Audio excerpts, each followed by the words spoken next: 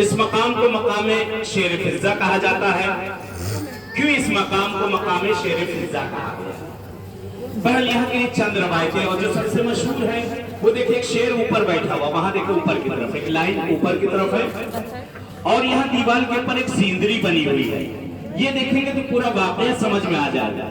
एक टीला है, टीले के ऊपर एक बुर्खापोश बीबी खड़ी हुई है, आगे एक शेर बैठा हुआ है, वहां खैमे लगे हुए हैं, और बीच में हरम इमाम हुसैन, यानी उस जगह पे इमाम हुसैन का लाशा था।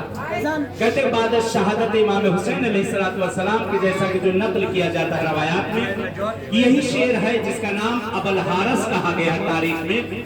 कि मिलता है जब मौला अमीरुल मोमिनीन सल्लल्लाहु मदीने के नखलिस्तान में जाया करते थे तो मौला के साथ इमाम हसन इमाम हुसैन भी छोटे थे, अक्सर साथ में जाया करते थे। वहां देखा कि एक शेर जख्मी है, मौला ने उसको पांसवा किया, और मिलता है कि मेरा वो शेर जब भी आका जाते थे उनके साथ एक और उस शेर का बच्चा था, उस शेर का एक बच्चा जो नकल किया गया तारीख के अंदर।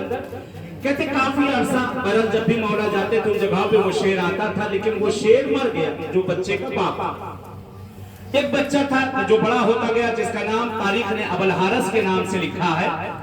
ये शेर बहरहाल के जब जमा हुआ है, और वो वक्त भी आता है कि शहादत अमीरुल मोमिनीन हो चुकी है, इमाम हसन की शहादत हो चुकी है, इमाम हुसैन से उससे ताल्लुक है, अक्सर मौला से वो मिला करता है। जब काफिला 28 रजब को रवाना हुआ है करबला के लिए, तो मिलता है कि ये शेर भी मौला से इजाजत लेने के लिए आया, और मौला ने बहरहाल इजाजत दे दी। मौला ने कहा देखो ये हम जा रहे हैं, वहां मकाम इम्तिहान है, पूरा जो मौला ने जो चीज कही, कहा नहीं मैं भी आपके साथ चलूंगा। बहरहाल ये जंगलों से काफिले के पीछे होता होता ये सरजमीन करबला तक पहुंच गया। मिलता है इमाम हुसैन अलैहिस्सलाम जब इस जगह पर पहुंचे हैं तो ज़हरा के लाल ने 3 मकाम पर सदा बुलंद की है। जो मक्तल के फिकरात है, इमाम हुसैन ने 3 मकाम पर कहा था, हल मिन नासिरिन यंसुरना, हल मिन मुगीसिन युगीसुना। एक मकाम तिल्ला ज़ैनबिया है, एक तिल्ला सदरा है, दूसरा तिल्ला बीच में जगह जो जिसको खराब कर दिया गया है।